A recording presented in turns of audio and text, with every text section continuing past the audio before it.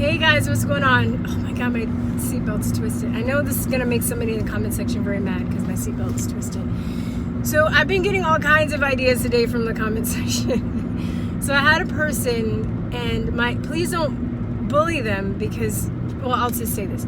I had a person that went off of me and saying I was being irresponsible by saying that social distancing is BS because they're immunocompromised and, you know, people can die and stuff. And I got really angry for a minute, and then I put myself in his position and I thought about it. And I was like, okay, well, maybe not in this case. Is not the appropriate response isn't to go off on somebody. A lot of times I get cocky and go off on people because there are people that think they can say the most egregious, like horrifying, insulting things to you, and it's okay. And they never show their face, and they never, you won't be able to trace them because they're on the internet. But I think this guy really meant what he said, and I'm not really counting him in this category. So I decided to think about why, I wanted to tell him kind of, he was like, well, you're not immunocompromised. I was like, I was, and I don't really talk about this a lot. I've done a lot of work. I've done a lot of work on my health. I've done a lot of work on my mental health. I've done a lot of inner work. I'm a totally different person than what I used to be. When I was younger, I couldn't be, it's funny, me driving around Texas looking at all these trees, I couldn't be around trees. I couldn't go and play in grass without breaking out or like swelling up. I couldn't be around animals. Couldn't have furry pets. Couldn't be, and my doctor used to tease me. He used to be like, you're just allergic to life. He'd joke with me. It was like, God, Steve, like, what aren't you allergic to? Why do you, I have asthma. I'm almost died a couple of times. I have internal inflammation issues. And that goes under the umbrella of being immunocompromised. Depending on the condition that you have, you can be immunocompromised because you have heart issues or kidney issues or any kind of organ issues, respiratory and lung issues, where your immune system is not up to par. I would also get sick all the time. I would have a cold or the flu at least once a month. I think I got perfect attendance one time in my life when I was in elementary school, and it was like, I remember it was like a huge deal that I was able to like come to school every day. What else? I've had scarlet fever twice. Scarlet fever, come on, you guys. I was just always prone to getting sick, and I remember when the flu shot came out, my aunt, my uncle, and my mom would call me every year to make sure that I got my flu shot because they were always saying that people that were immunocompromised, were at risk and they needed to get the flu shot, which is BS, but that's another video about that. So, it's taken, and I'm still not out of the clear yet. I would say that I'm way, way, way better than I used to be. And, it's taken a lot of change of diet. It's taken a lot of lifestyle change, being aware of what goes into my body. And it's a systemic issue. And this person said that he was born with type 2 diabetes. From my understanding, if you really research it, it could be, I think it's man-made. They say it's genetic, but I think that vaccines, I think that, sonograms, a lot of medical interventions can cause injury in a child. There's a really good lecture by Dr. Suzanne Humphreys and Hilary Butler, if you guys want to look it up. It's called Neonatal Immunity, and it talks about all of the factors that could potentially give your child, other kinds of issues, and before you're born and when they're a baby. Type 2 diabetes has been linked to vaccines too. I think I forgot the ingredient in one of the vaccines, sorbitol. I think it could be converted to sorbitol or something that can damage your. Anyway, maybe I can find some info on that. Anyway, so this person's saying that they were born with it.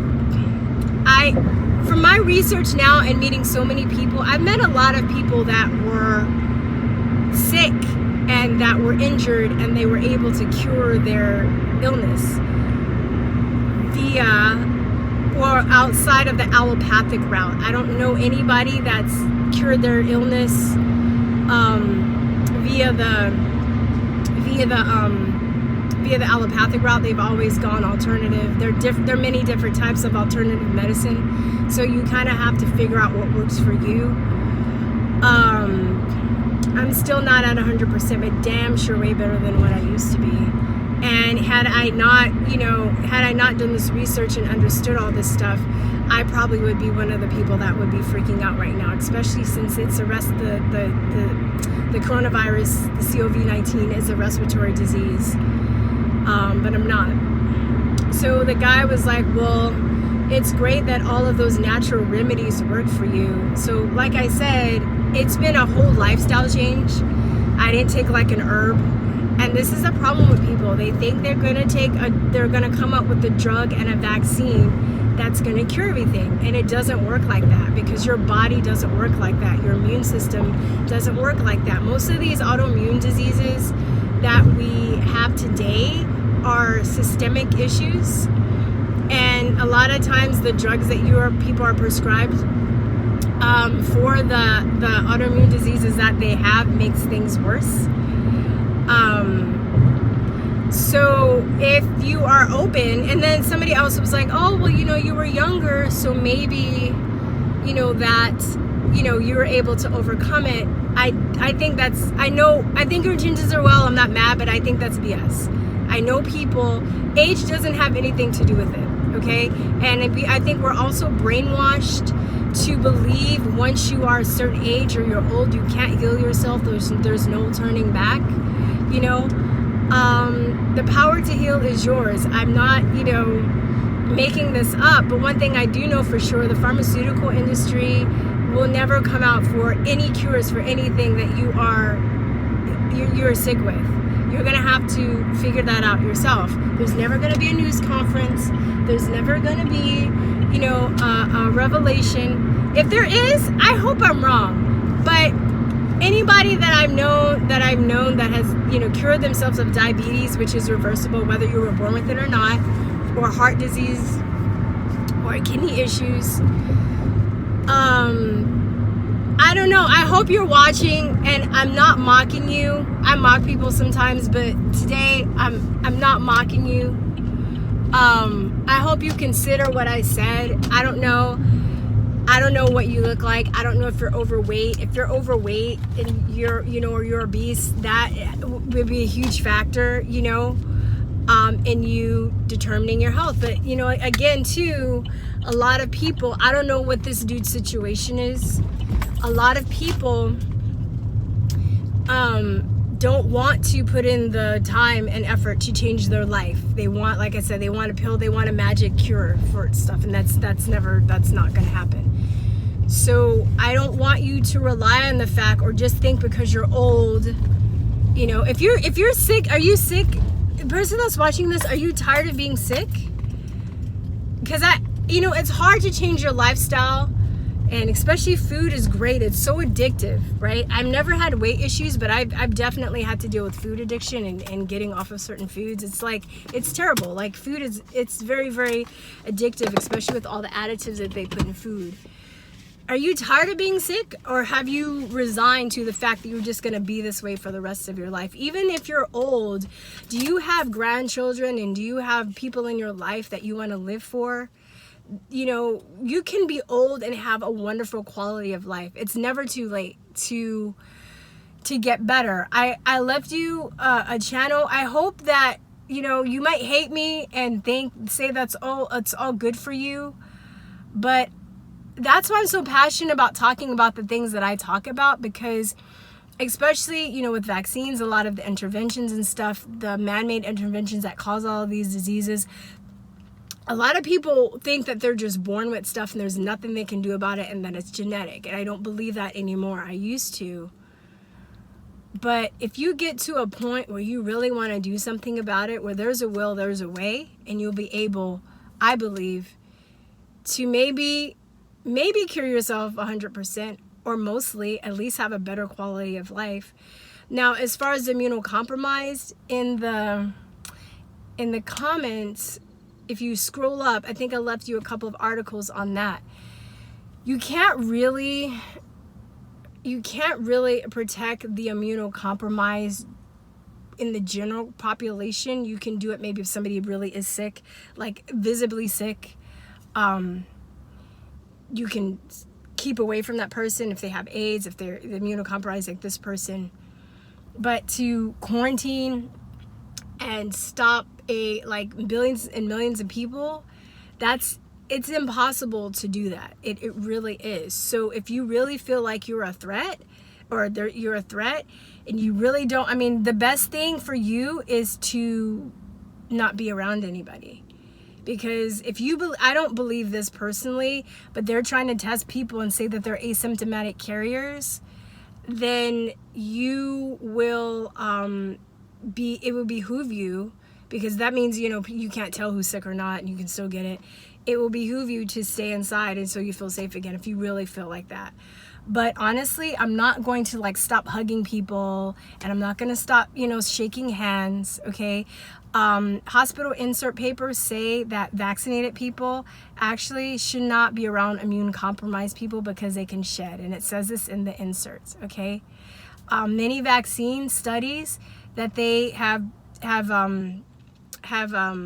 there's one called 112-year Odyssey of pertussis. Pertussis is the bacteria that causes whooping cough. Basically, it was a meta-analysis, and they found that if you got the pertussis vaccine, the whooping cough vaccine, you were actually primed to be more susceptible to getting pertussis than the people that got pertussis with natural immunity. Another interesting fact I just found out is Israel's not going to do any medicine or vaccines, but they're just going to quarantine the immunocompromised and the old specifically, and let the population get herd immunity. Or if you believe in the virus, is COVID-19. They're going to let the people just get herd immunity, which actually, that theory is based on natural immunity. It was by a guy named Arthur William Hedridge, who was an epidemiologist in the 1930s, and he studied measles for 30 years. It was a 30-year study, and he discovered that people that got herd immunity or achieved herd immunity naturally never got the disease again. It wasn't from the vaccine. And I know this too, the vaccine didn't come out till 30 years later after that, so it wasn't even around. So he realized, and there was another study too on some island, I was saying it's another, I forgot, I don't remember that study, but I know this study for sure because I reference it all the time when people want to say that you have to get vaccinated to to make sure everyone else is safe, and that's not true. And also, you want to look at a lot of the studies, a lot of the outbreaks that have been happening. Most of those people have been vaccinated. So even on the mumps outbreak that happened on a cruise ship a few months ago, every single person on that cruise ship was vaccinated for the mumps. And there's actually a lawsuit with Merck going on right now between two virologists who wasn't able to achieve, by their standards, efficacy to showing that the mumps portion of the measles, mumps, rubella vaccine, the MMR vaccine, actually worked. So what they did was they were told to spike it with rabbit's blood to give the appearance of efficacy. And because they're honest scientists, which it sucks because a lot of the honest scientists get thrown under the bus. But they got together and they're suing Merck because Merck told them to commit fraud and they weren't having it. So now, whooping cough vaccine outbreak. Last year, they just kicked a bunch of unvaccinated children out of school. And during the beginning of the year, all vaccinated kids, and they had a chickenpox outbreak. Well, how was that if everybody was vaccinated, right? So, I mean, you might just want to quarantine yourself if you're really that scared.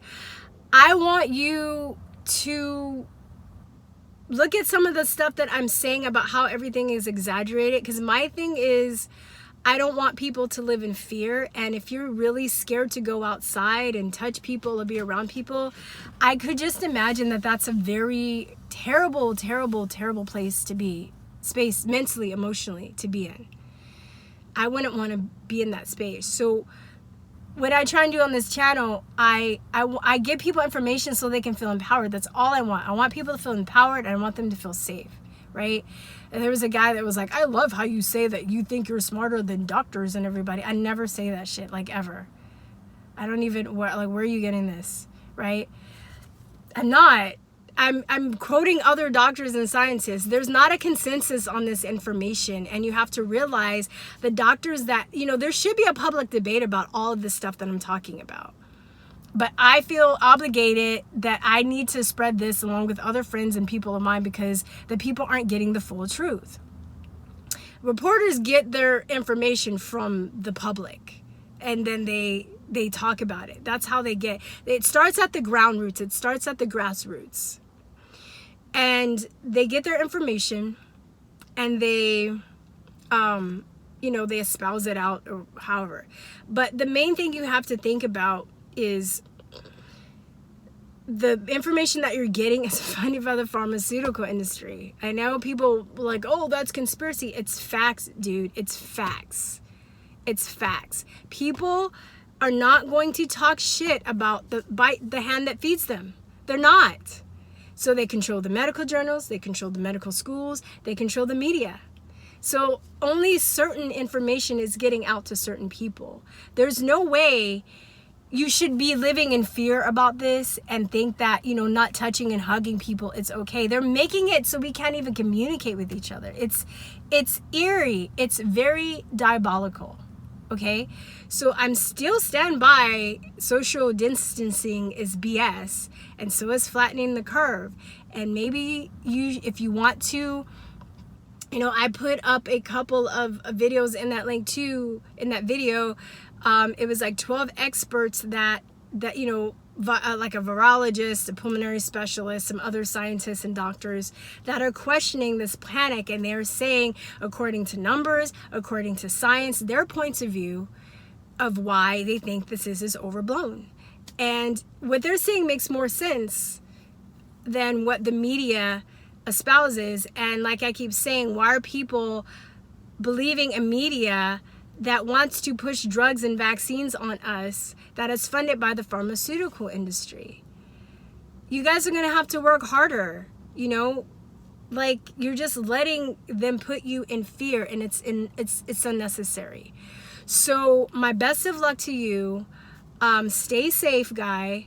I hope you stay healthy, and I hope that you educate yourself so you can be empowered. That's what I have to say. All right. That's it, y'all. All right. Peace, truth, and love. Bye-bye. Mwah.